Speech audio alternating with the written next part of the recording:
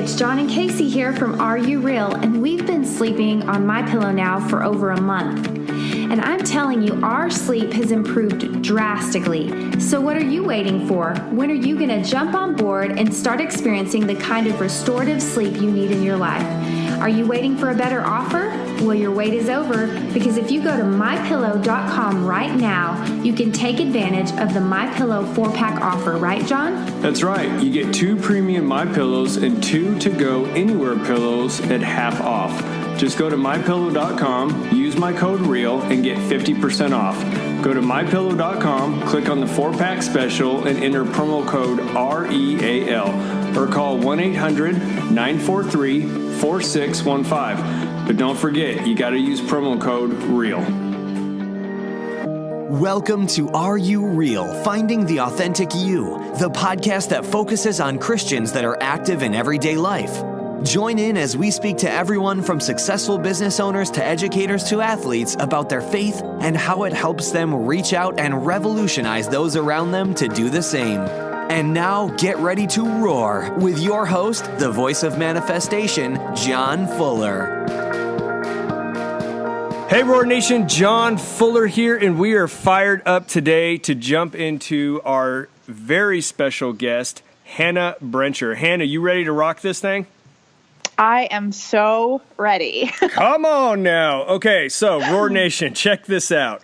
Hannah is a writer. She's a TED speaker, a webcast teacher with a heart for building leaders. Her first book, If You Find This Letter, tells the story behind the social movement More Love Letters, which includes 100,000 individuals in 70 countries.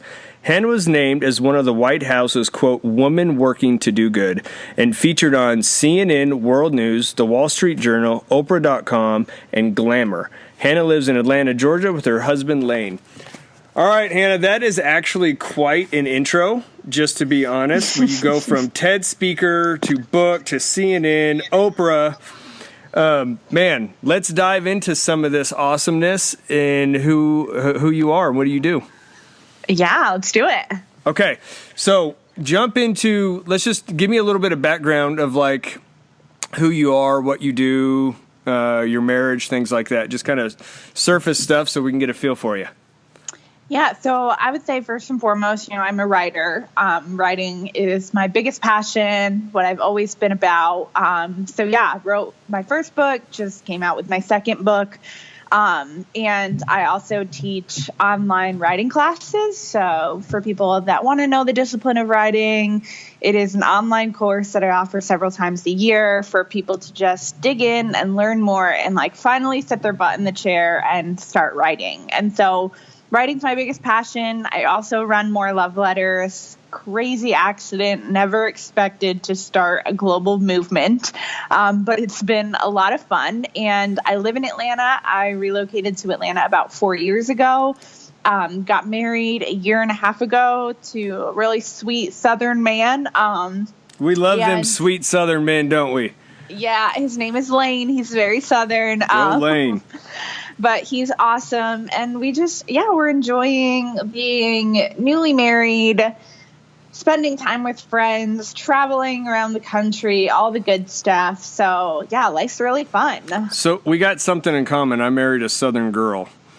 So okay. Yes. I married me a Texas girl, and then I got adopted into the country of Texas. I love that. There's nothing like Southern hospitality. You know what's funny? There's really true. I didn't understand that until we moved. I grew up in Arizona, and we lived in New Mexico for 10 years. And then when we came to Texas, my wife we would come over here to visit her family. And I'll never forget the first time we're inside of this local grocery store. And they kept on asking me, can we carry your groceries for you? Can we help you with your shopping cart? Can we help you load your groceries? And you walk in and, hi, how are you doing today? And it was so foreign to me. And I remember looking over at at the time we were engaged, and I remember looking over at Casey and being like, is this normal? These people are weird. I've never been asked so many times, can somebody carry my groceries or load my groceries? Or everybody said hi and waved. And I thought, this is so weird. And now it's weird when we go other places. I say hi to everybody and I wave, and sometimes people look at me and give me looks like, "Are you okay?" Totally. I know, coming from the north, like New England area, it's like completely like a culture shock of how sweet people are and kind and genuine and want to talk to you when you're in Target. And so I still feel like I just have that New Englander mentality a little bit, though, of like, no, you just kind of go and you run your errands and like you do your thing and you keep your head down. And so it's been good for me, I think, to be here in the South. I really enjoy it. I love the people. I love the food. That's interesting. Okay, so I want to ask you this. Let's dive in. Before we kind of dive in on your journey, which I'm really interested in, the love letters and writing and all that, because we're all about purpose. Has there been kind of a inspirational quote or scripture that's guided you along the way? Yeah, I am I'm a big reader of Maya Angelou. I really love Maya Angelou, and I read a lot of her books, like, growing up, and she's always just kind of been, like, that source of inspiration. To be honest, I wasn't a Christian until I was 22 years old. And so I think that, like, when I dove in at 22, like, head first, so it's not even like, I wouldn't say it's an inspirational verse so much as it's just a verse that really, like, has always spoken to me. Is the verse Job 23:10. It says, "For he knows the way I take, and when he has tested me, I will come forth as gold." So again, like, really not that inspirational in the sense of, like, yeah, testing, really fun, awesome, but I just have always, like, clung to that verse since the beginning of my faith journey, because I just love that picture. I love that picture of knowing that, like, we're going to walk through some hard times and we're going to walk through some tests, and that's, like, a huge part of everyday life. But, like, the result of that when we come through those trials and those struggles is that, like, we come out of it as gold. And I just love that picture. I always have. I love that you talk about that. The Lord's really put that on my heart lately. I think so many times, I'm actually working on a sermon right now, talking about the characteristics as a Christian. Mm-hmm. And I love that you bring that up, because I think so many times when we go through hard things, we ask the wrong question, and it's why, God, or like, why am I going through this, and what's happening, when really we should go even deeper than that and say, God, what are you wanting to teach me through this? So true. I mean, it's like one of those things where it's like, I think I say, like, in my most recent book about how instead of, like, always praying like the take it away prayer, like, God, take it away, take it away, take it away. It's like, God, like, help me move through this, because anything that I've gone through that's been tough, that I've struggled with, like, ultimately those are the things that have, like, brought out more character in me and have taught me and have given me the sweetest lessons. At the time, it wasn't fun, like, looking back, like, it's not like, oh yeah, that was, like, definitely my favorite part of life. But the result of it is that we grow and we change and we become more like Jesus. Yeah. And that's the hard part. I mean, I can think about, I'm quite a bit older than you now, but I just remember looking back in my 20s and thinking, like, going through some of the hardest things in my life, had, God gave me this ministry now, what we do with Are You Real and those things. I just think about, because we're international and we're big in the U.S., just how maybe arrogant and prideful I would have been or could have been at a young age. And I think when you really go through some trials and you go through some stuff, your perspective on life and your appreciation for what God's doing, there's just so much more value. Like you talk about, it's a refiner's fire. And totally. Yep. 100%. So I would love to jump into your journey. You talked about getting into writing. Your passion, obviously, is writing. How did you get into that? And even going into your first book, you talk about TED Talking. I'd love for you to go back several years and just the process that you got into and how you discovered being able to get a book published and writing and all the things that you're doing now.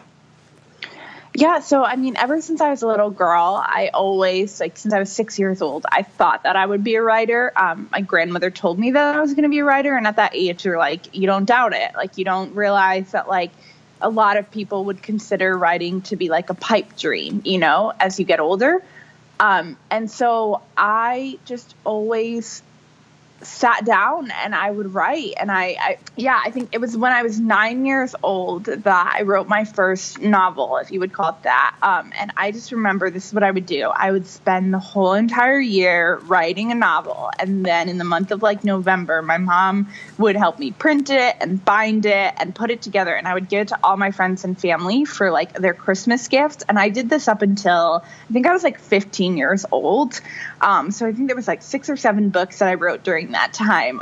And that was probably the age where I was like, okay, this isn't cool anymore. I'm not going to do this anymore. I almost wish that I'd kept doing it, but that is really cool that even that your mom recognized that and she helped you with that gift. Like, that is awesome. She helped me do it. And my sweet family, like my extended family, you know, they've like looked so forward to like getting my book and like reading it. And they were like, it's crazy because it's like, they were like these really cryptic, like crime murder novels that I was writing at the age of 10. And so did you ever get a question like, should we be concerned type thing? All the time. My like aunts and uncles would be like, she's either brilliant or like this is just strange, you know. She's going to be on the next 2020 Murder Miss Dateline NBC. Right? I really feel like there's like I've got some like dark crime novels in me. I mean, like one of the books was called Mommy, There's Someone in My Room. Like, what? I don't know what was going on in my brain at that time, but I'm thankful that my mom just like, she fueled that in me. Like, she never told me I was wrong to feel that way or to write these things. Like, she just allowed me to be a creative being. And so, yeah, when I moved off to New York City after college, I had gotten an English major, but honestly, it was like more on the side of mass communications. So I really put that dream on the shelf, I think. Like, I didn't, at that point, I thought, like, I don't know that I could actually be a writer. I don't know if this is practical. And so when I started... Hold on real quick, Hannah. I want to dive into that because I think so many people have that issue. Why, I mean, you've written a ton now. You've gotten a degree in it or somewhat pursued it. You've written, at this point, 6 or 7 books. And obviously they were for fun, but you still wrote them, which is huge. Yeah. Why did you doubt yourself? I think we reach a certain age where all of a sudden we realize, like, wait, okay, people don't think that that's a practical career route, you know? And I think it's the culture that we live in, that when you say you want to write books, people's natural response is like, oh, so like you want to live in your parents' basement and like write the next Harry Potter, you know? That's awesome. And so I don't know, like, because I got up until the age of, I want to say 18 or 19 being like, this is what I'm going to do. This is who I'm going to be. And then it was in college that I think I thought, oh, that's not like, that doesn't get the response that I want to get from people when they ask me what I'm going to do with the rest of my life. Now, my thing is, I don't even understand why we ask college students that, like, because anyone that like comes out of college or like chooses not to go to college and moves into a career path, a lot of times we're like, what I thought I was going to be doing 5 years ago, like I'm not doing right now, you know? And so I don't know why we ask like young people, like, what do you want to do for the rest of your life? But like when people would ask me that question, I think I keyed into the fact of like, oh, like being a writer doesn't make anybody feel like I'm going to be safe or that I'm going to be anything more than a starving artist. And I just did not want to be classified as a starving artist. I had no desire to be in that route. And so I just kind of think I let that like push me into an area of like, you know what, I'm going to do whatever I can to have a successful career, and I'm going to put this on the back burner. But the thing is, it came back around after I started writing the letters and like mailing them to people. And then that led into me giving an audition for TED. And what TED did was they took the audition and they put it up online. And it was like my life just flipped upside down. Like, hold on. You're getting ahead. I'm excited about this so go to the letters. Like, what inspired writing love letters? Because TED's a big deal. obviously, Yes. and that was a huge shift for you. So let's come back to the letters. What inspired that? What started that? Because I love the fact it's a global movement. What inspired that? So that really was like inspired in a lot of parts because of my mom. So like throughout my life, my mom would always write letters for me and she would leave them for me to find. Like, and she continued that throughout college. She would always mail me letters. And so when I got to New York City and for the first time struggled with a sadness that eventually became a diagnosis for depression, I really didn't know like how to cope with that. I didn't know how to tell people I was feeling that. Like I wrote a blog at the time, but like I also knew like, okay, like my blog is not where I'm going to tell people like I'm feeling morbidly sad about pursuing my dreams, you know?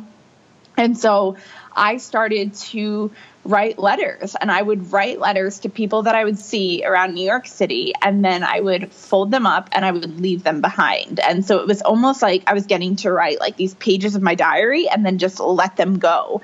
And I would leave them wherever I would go. And what I found is that like it would be a driver and a motivation for me, like to get up and to get going, because I knew that I could like leave these letters in different places and leave them in coffee shops and in my favorite bookstores and in my favorite books. What would you? I'm just curious. So, like, what would they say?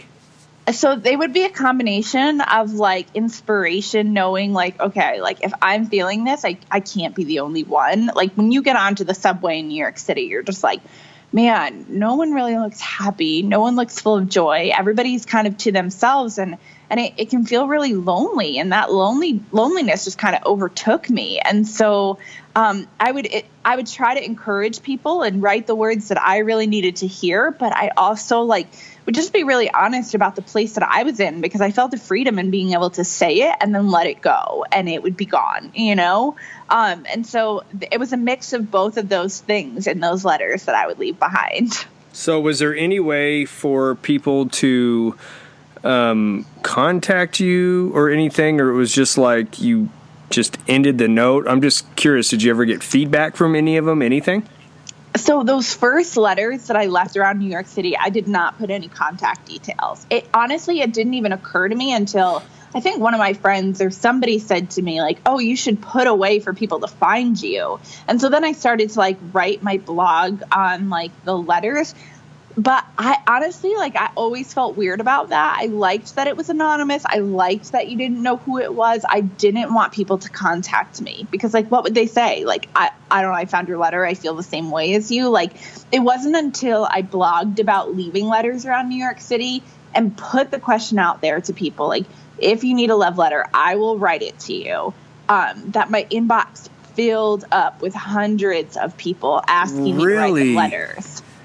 Some of the craziest stories that I had ever read, like, I'm not kidding you. Like, it was like, I thought I would write maybe 3 or 4 letters, like, to whoever read my blog at the time. But I wrote 400 letters in the next 9 months. Oh my gosh. Okay. So that really begs a deeper question here is, what are people longing for? So, I mean, for people to reach out to you, obviously, or I'm assuming they're sharing their story behind, like, why they need it. I mean, is there one that stands out to you that you remember that just really touched your heartstrings?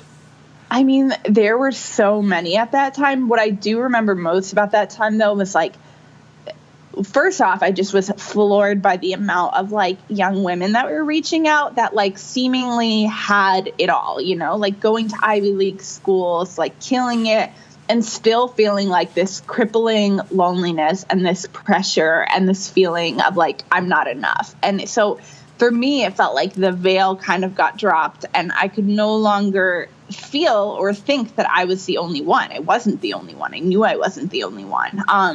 And then what always stuck out to me in those, like, original 400 letters is when somebody would reach out and ask me to write a letter for somebody else in their life. And so this person would have no idea that they were going to get a letter, and they had no idea who requested the letter on their behalf. But I always found those to be really cool, to send a letter when somebody wasn't expecting it.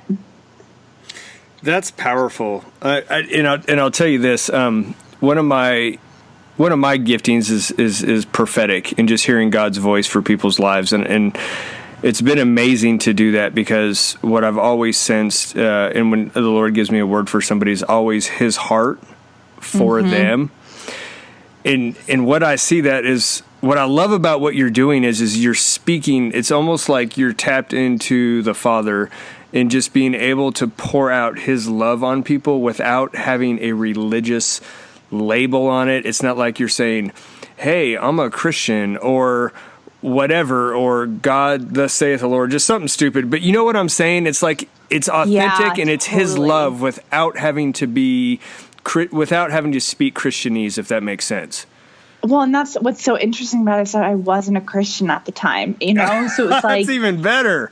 I have the spiritual gift of prophecy as well. Now that I've learned it and I've understood it and I've exercised it a little bit, I always kind of wondered, like when I was like younger, like, what is this thing, you know? Like, but yeah, it almost feels weird, but nobody, because it is rare. It's weird. Yeah, it's weird. It is weird. And I always make the joke, because I have a lot. I mean, when I say a lot, I have hundreds of friends that are prophetic, just because that's a group that I travel in. And I always make the joke, like, they are some of the weirdest people I've ever been around. And I'm like, you don't have to make prophetic weird. It's just, what is God saying? And just deliver it like you're having a conversation with somebody. We don't have to make this weird.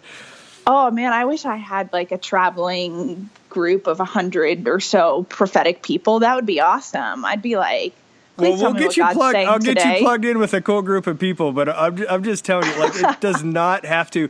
And I'm telling people out there to understand this, like, that are either scared of it or don't understand it. I'm like, it is literally is just as simple as spending time in your journal or something and just saying, hey, God, what are you saying about me today or this situation? And literally just going into what him and writing it down or whatever.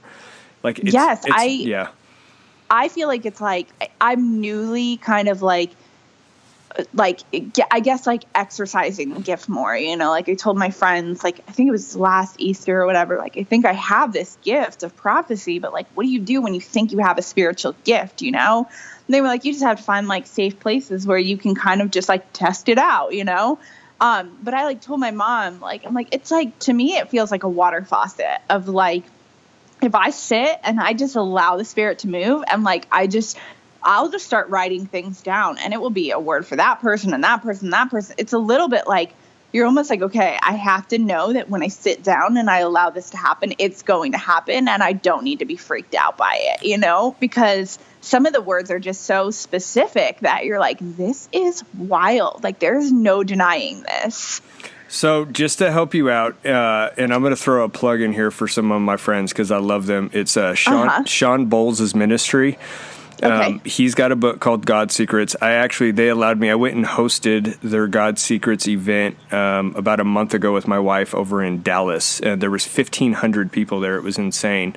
Wow. But he goes into speaking words of knowledge, words of wisdom. If you get a chance, it's Sean and it's BOLZ.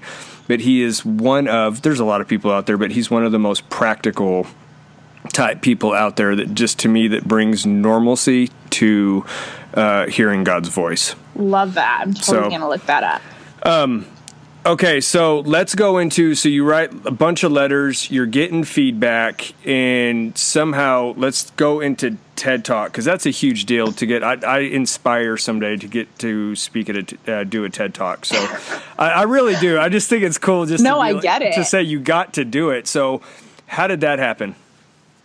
So I just like literally, it was like pure accident. That's how I know that it was only God, you know, because I had like kind of lived out this story. I was running more love letters. Like, I'd turned it into like a company so that other people could do it with me. And my friend was just like, you know, like, you need to do a TEDx. And I honestly, like, I'd watched one TED Talk before. Like, I didn't know much about TED. And so I went on to TEDx to see if there were any TEDx's in the area, and there weren't. And so I noticed that TED Global was doing a talent search. Like, it was the first talent search that they had ever done. They were going across, I believe it was 14 countries, looking for undiscovered stories. And so that's all you had to do. You had to record a video and send it in. And that was like kind of your like application. So I got on my iPhone and I like recorded this video and I sent it in. And like 2 months later, I was reached out to by TED saying, like, you're a U.S. finalist, like, come to TED. on this day and you're going to audition. And so I knew nothing. Like, I really had no idea what was actually going on beyond like, this is what they've told me to do. And so this is what I'm going to do. So I had to write a talk. They kind of went through the talk to like clear it, to make sure it was like the right time. I showed up to the TED offices. I practiced my talk in front of like the whole entire TED staff. And then the next day I nervous? went to this, I was so nervous. Oh my gosh. I think I was had you ever all talked over my before? words. Nope. Like all that I had was a crazy stage anxiety. Like, I had made a promise to myself that I was never getting on stage again after being a competitive dancer and like being crushed by anxiety. And so this was my first time doing anything, speaking anywhere. Okay, but how'd you get over that? Because that's a big, I mean, it's taken me a lot of years to get comfortable on stage. So I'm just curious, because that's a monumental thing. What'd you tell yourself? I mean, legitimately, it was the grace of God. I don't know. Okay. I don't have any other explanation for it, because I should have bombed that talk. And I think people on the TED team were like, oh gosh, we don't know what's going to happen when we put her up there. They didn't know, because during the actual practice, I was stumbling. I was like, this, that, going back on my words. And the guy, basically they told me to rewrite half of the talk the night before the audition. Oh, crap. So I went back, rewrote half the talk. Then that was it. You show up to the audition and whatever it's going to be, it's going to be. Okay, and hold on real quick. Are you a Christian yet at this time? At this time, I am. I'm a baby Christian. Yes, okay, so God's totally, you feel his sense with you. And I was actually hoping you were going to say you weren't. And the only reason I say that is because I think so many times people think God's not with us when we're not saved yet. And that is so far from the truth, because I can look back at my life for years before where, I could feel his presence. I sensed him, but I never acknowledged him. Yep. And I think so many people don't recognize that. Even when we're in our deepest and darkest of sin and we think we're the biggest screw up, Jesus is right there next to us, just trying to nudge us along to help us. So, side note, sorry, hijacked it. I totally 100% agree. And so at this point, I had been maybe I'd been a Christian for, I think, a year at that point. And so very new to everything and just really not even just trying to figure it out, but so when I got up there on stage for the actual audition, which you're auditioning in front of, I think it was 250, maybe 300 past TED speakers that all got to rate you in the audience. They rated you. So I'm looking out and seeing people that I've watched their TED Talks and been oh my gosh, that person, I aspire to be like that person, or that person's a huge deal, all sitting there, watching me talk. And I can't even explain it to you. Just the peace of God came over me in that moment. And I got off the stage and people from the TED staff were crying, being oh my gosh, you did it. It was maybe one of the best nights of my life. And I don't even say that because I got to give this TED talk. It was because I felt for the first time, standing in a room of people, I did not feel like the oddball anymore. I didn't feel like I was weird. I had people that were walking up to me afterwards being this is an amazing idea. And where I had come from, it was an amazing idea, but you were kind of the unicorn in the room. You were the different one. You were the one kind of going off on your own path. And so I just felt completely known. I felt like I belonged in that space. And so they basically said that they were going to put the videos up online and then people were going to vote, and then they would pick one person from every TED in the 14 countries to go to TED Global. So the chances of me actually getting picked out of, I think, 40 American talks was slim to none. But they sent the email that basically said, we're sorry, you haven't been picked for TED Global. We're so thankful for you. So I thought the dream was done at that point. I'm okay, at least I went and I did it. I auditioned. I have this great video. But this random day, I believe in November of that year, I'm at my computer, doing my work, and my friends just start texting me and they're Hannah, you're on TED.com. You are TED Talk of the day. And I thought like it was some mistake. I like called the TED content coordinator who'd become my friend at this point, being like, is this like, it's not April Fool's. Like, what is this? Like, why is the talk up there? And he's like, oh, like, did no one call you and tell you? And I'm like, no, didn't get like any kind of heads up. But apparently somebody was supposed to contact me like 2 weeks earlier and let me know my talk was going to go up. But they told me that like my talk was like one in a handful of talks that was their favorite, and they didn't want to change it or edit it. They didn't want me to redo it. They wanted to just put it up on the website as is. And things just blew up after that. It was literally like my life changed drastically in 24 hours. Okay, so I love this because I just think about all the talks that I've done over the last 2 years in interviewing people. And I'm just telling you, I'm almost in tears right now, and I'm being honest, is every time that I have talked to somebody and they have stepped into them, like their gift, what God has done for them in a moment, all of it has just been overcoming fear, being obedient, and just overcoming, like God had something for them, but they literally had to step into it. It's like it's there, kind of like the walls of Jericho. And it sounded stupid to them. And it's like, well, go walk around the wall 7 times. Well, that sounds retarded. Let's just be honest, right? Or let's go throw a rock at a giant. But they did it. And it's like when you step out on that stage of life and just say, I'm going to overcome this. I'm going to do it.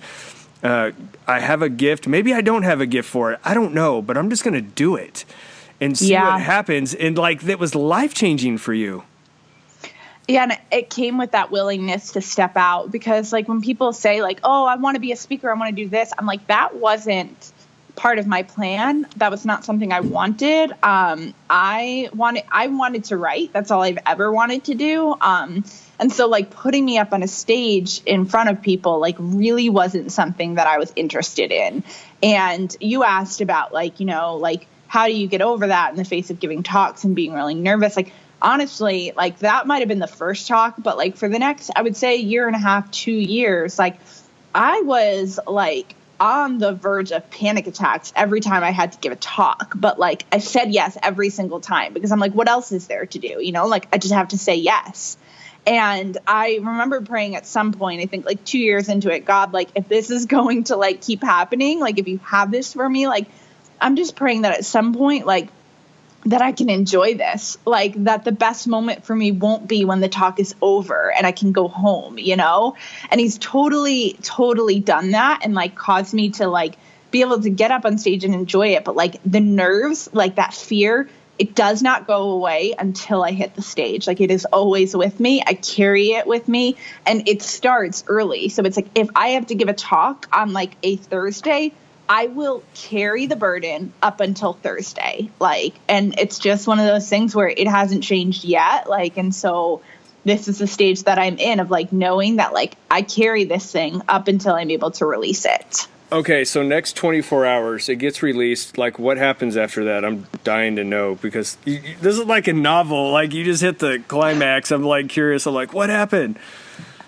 Like, oh, okay, so with the TED Talk. Yeah, with the TED Talk. So you said it was life. Yeah. You said, like, this at this point, it's life-changing. So everything at this point changes. Well, just even, like, the fact that what's so crazy is, like, TED has been such a pivotal part of like my business journey. I love TED, and I love them specifically because they are who they say they are. Like they are this iconic brand, but like they literally just treat people well, you know, like I can only attribute it to God and TED that like I am in the space that I am in.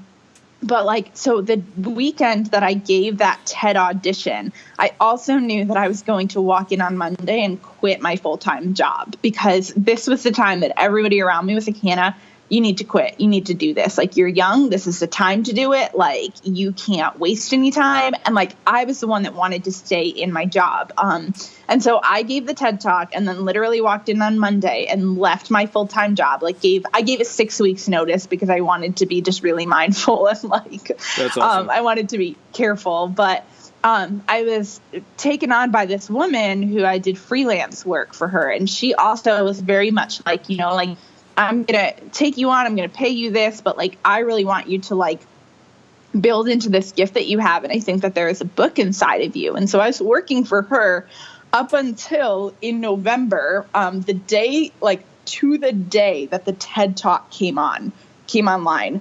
I got an email from her in the morning being like, hey, like we're shifting around the team. So like come January 1, like we won't need you anymore. Like we won't need this position anymore. But like, I think this is perfect timing for you to go and do the thing that you need to do, you know? So I'm literally sitting there at my desk being like, oh my gosh, like, what am I going to do? Like this freelance position is going to end for me. Like I went out on a limb. I quit my job. I thought God was telling me to do this, you know?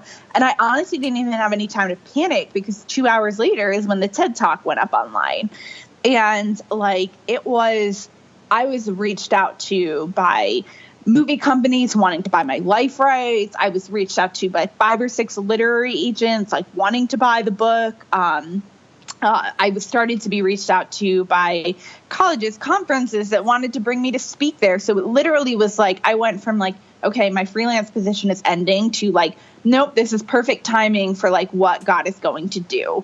And so it was, in the first 24 hours, one of the literary agents that reached out to me, that ended up becoming my current literary agent and the person that I've journeyed through this whole thing with. And she told me that was the first TED Talk that she ever watched was mine. And she just was like, this girl has a book in her. Like she's got plenty of books in her. And then she reached out and I spent the next few months like talking with literary agents, making sure that like I was going to sign with somebody that had the same heartbeat as me. And it ended up being her. The first literary agent to reach out to me was the literary agent that I signed with.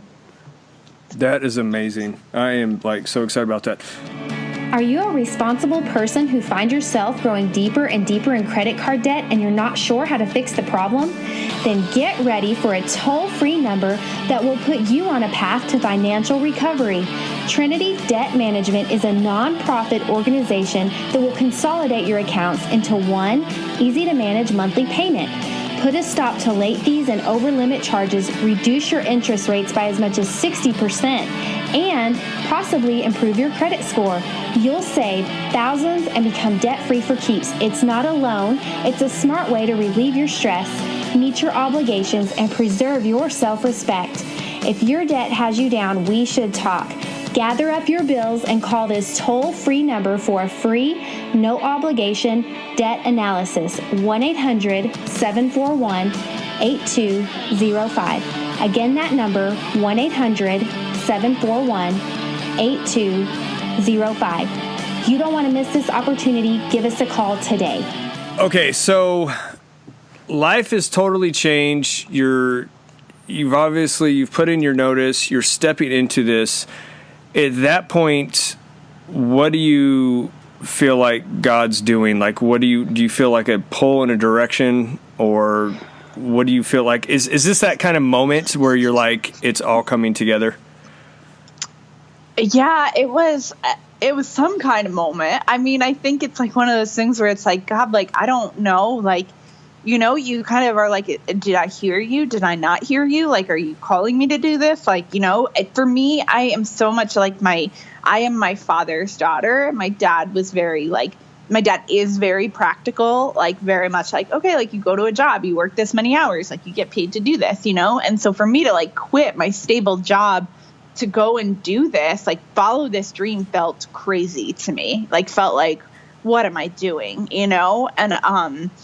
And yeah, then it all started to come together. But honestly, like, I feel like just now, like 5 years into it, am I starting to settle into the like, okay, like maybe this is for the long haul. Like, you know, like this is what God is setting me up to do. And I have to be the one to embrace that and like be okay with that and like believe that, because I think I always like can like entertain this fear in the back of my mind of like, okay, well, this is going to end soon, you know?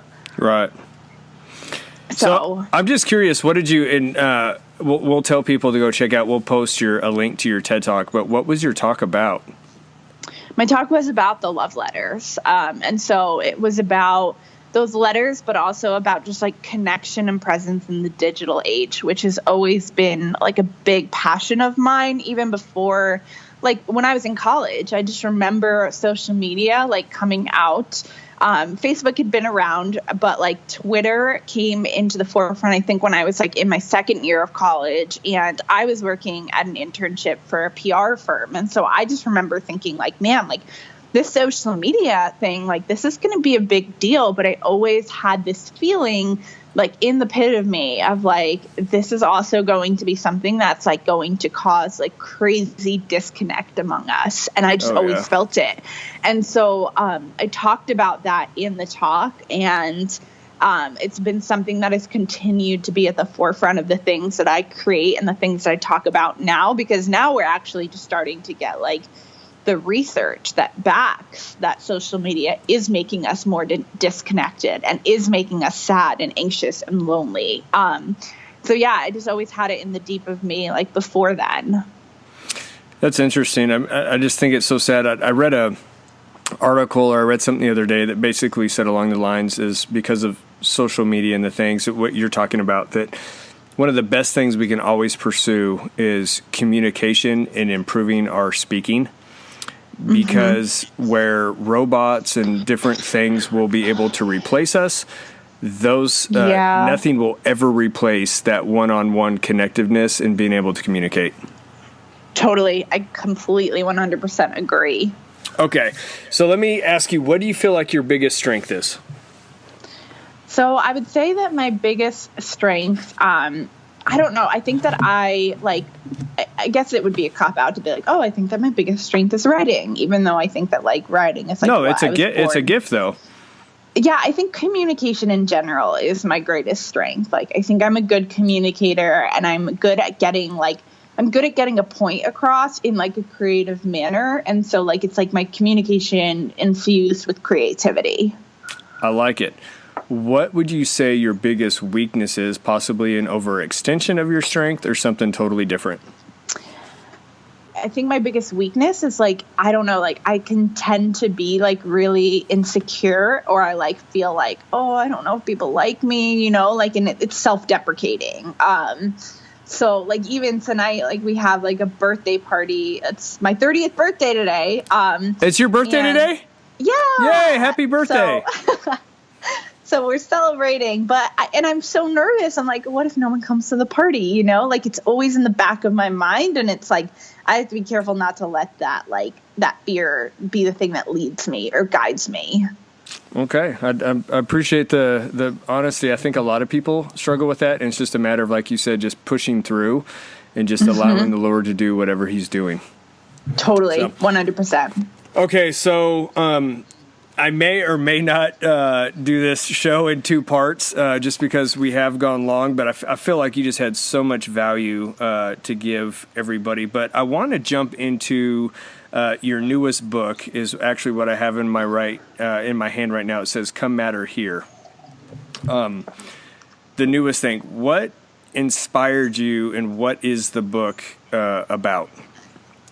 Yeah, so the subtitle of the book is called Your Invitation to Be Here in a Getting There World. And so the book in itself is like, it's funny because like, you know, we spent this whole amount of time talking about all these crazy, awesome things that happen. And a lot of those things that I feel like God like really had in the cards all along. But what is crazy about my story is that even with all these beautiful things happening around me, I think I reached a point in my story where I lost myself. I became so consumed with the things that God had given me that I nearly forgot about God himself, you know, like those things were more valuable. And so it was in 2014 that I packed up my life and I moved to Atlanta, Georgia. And I think that I did that partly because I felt like I was supposed to go to Atlanta. I felt like there was something there for me in Atlanta, but I also felt like, I just felt like it was the next impressive thing to do. It was the next thing that would like cause me to be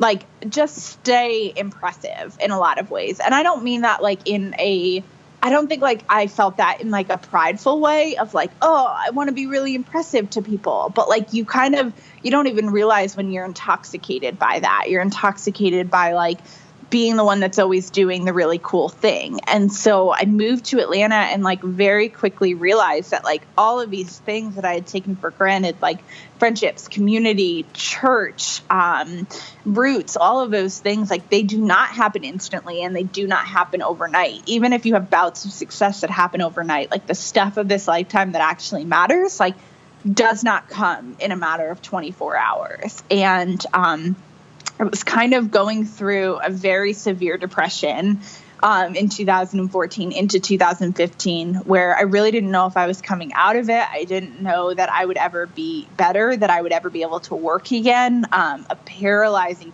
depression that I had to rebuild what I called my new normal. And that was just realizing that like these things that you're chasing after and these things that you're striving for, like they won't fill you. And you can get to the point where you're like on top of the mountain and it still doesn't, like, it doesn't matter. It doesn't fill in the way that God fills and in the way that those things that like take time and take energy in order to fully plant yourself and root yourself in like matter. And so it was a reorientation of my heart to say like these things that I thought mattered so much don't matter. And these are the things that actually matter to me.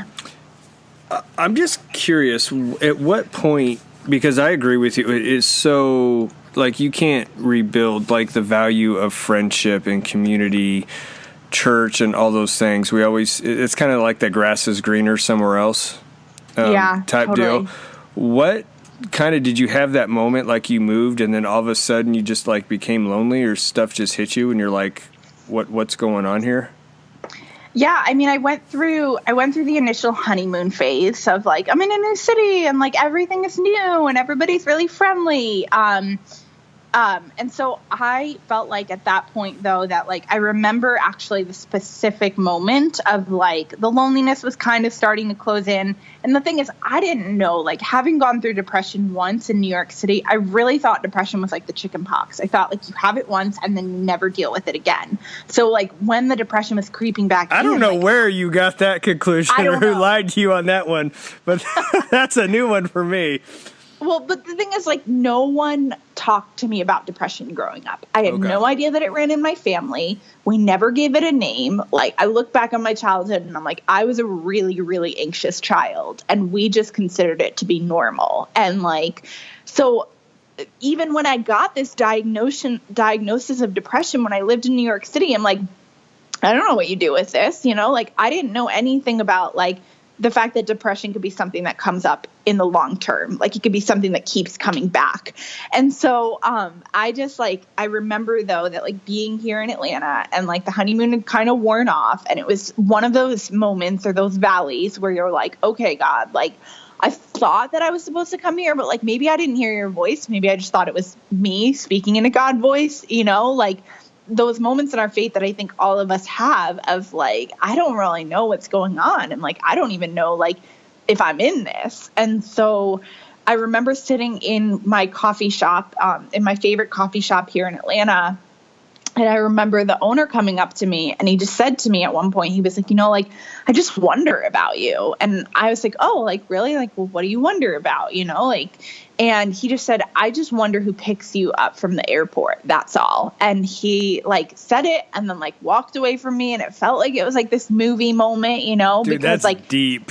It was deep. It was so deep. And he has like played such a pivotal role in my life since then. And my birthday party is actually at that coffee shop. We are closing down the coffee shop to have a birthday party and a launch party.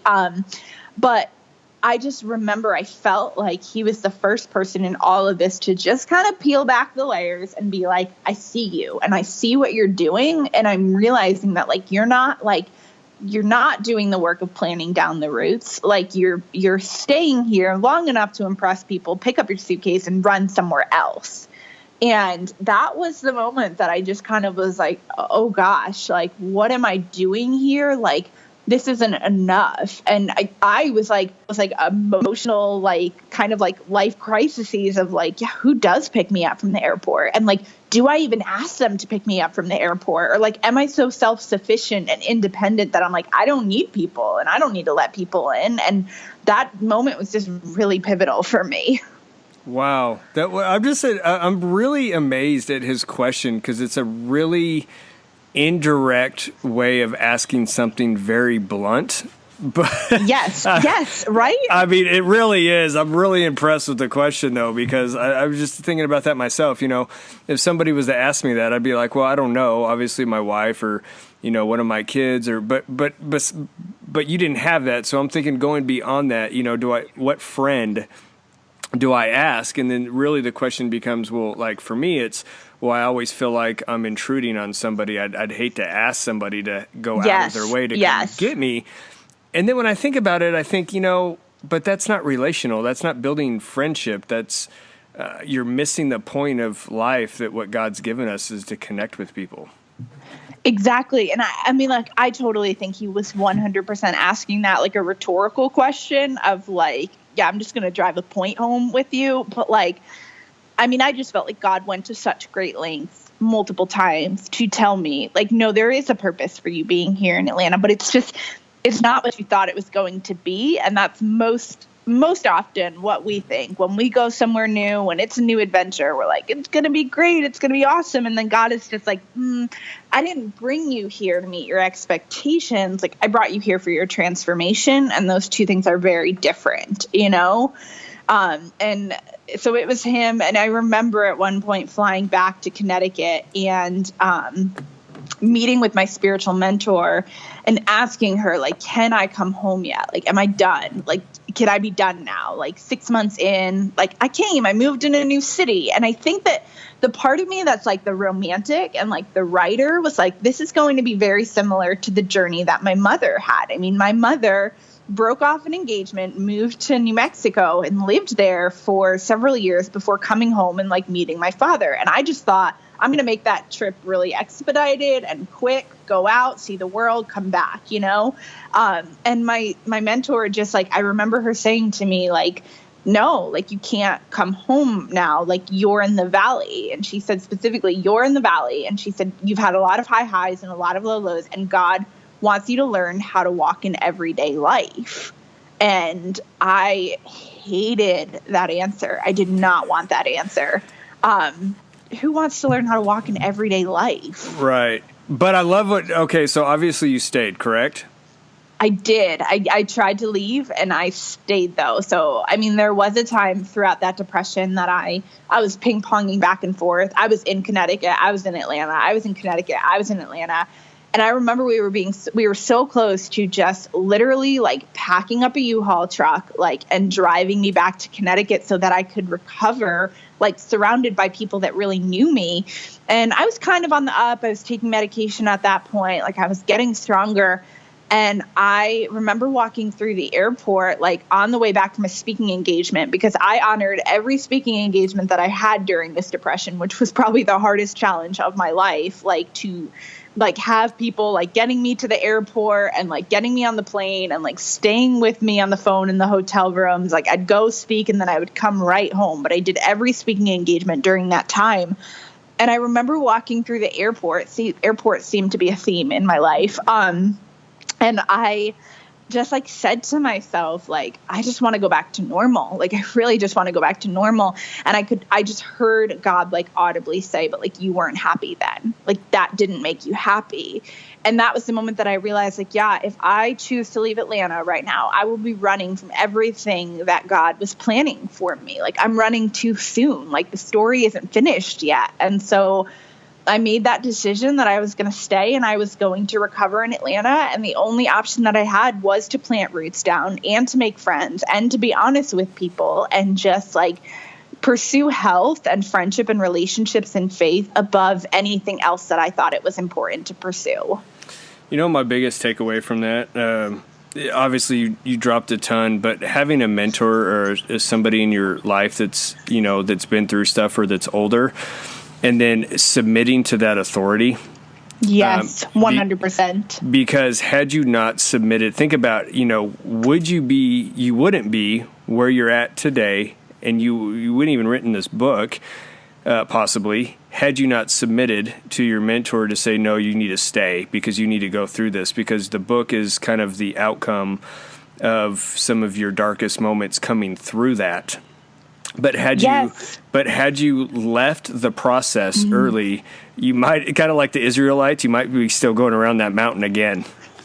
So true. I mean, and I think that's what's so interesting is like the world, like the time that we're living in right now, like no one wants to submit to any kind of authority, and it's like so much easier to be like, well, I think this is the right way, and so I'm going to charge in that direction. And I'm just so thankful that like I was able to look at the people that were in my life and say, okay, these people have been around the block a few times, like they know better than I do, and I'm just going to do what they tell me to do. And I'm thankful that I wasn't too prideful in order to like reject that in any way, because like I honestly don't know that I wouldn't have come out of the woods. I would still probably be there in the wilderness going around and around and around. And it's just something to be said about people that are having those people in your life that are wise counsel, that have been there before, that are praying on your behalf, that are walking with you through it. And so that really humbled me. And I'm thankful that I was able to be like, okay, I'm saying yes to what they're telling me to do. And the thing is, like,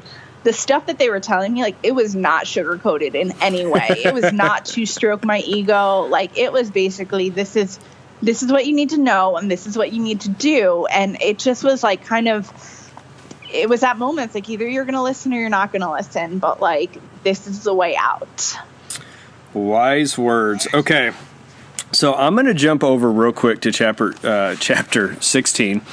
I'm going to read something for my listeners real quick, if that's all right with you. And Awesome. Then I want to dive into it. Okay, so it says, ask all your questions. It says, the best lesson I ever learned about faith came from a 7-year-old atheist named Joe, whom I met at Starbucks one morning right before I moved to Atlanta, before any of this story really even existed. He approached my table, and while I was working one morning, stretched out his hand and said, Joe? He pulled the headphones from his ears. Hannah, I answered back, taking his hand. Hannah, he repeated my name back to me. What is it you love? What is it that I love? I had to repeat this question to make sure I had heard him right.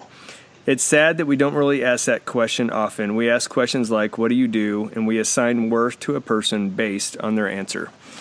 Man, that hit me pretty big. I read that and I thought, how many times do we look at people and we base their worth off of what they've accomplished or what they've done, but not necessarily, this is a heart question, what do you love or what are you passionate about? So why don't you talk about that moment? Yeah, that was, that moment has obviously stuck with me and been really pivotal for me. And I love Joe. He's fantastic. We still hang out on Facebook. But I just, I don't know, like one of those things where no one asks that question. It's as simple as that, like people always want to know what you do. And I think I've become keenly aware that like sometimes asking that question, like, what do you do? Like, that's like the last question in the world that people want to be asked. And it like doesn't define them in any way. And it really isn't even the thing that like they wouldn't say that is like a good demonstration of who they are. And so I've just like learned to ask that of people, because I even like, I don't know, when I ask the question, what do you do? Like, I don't like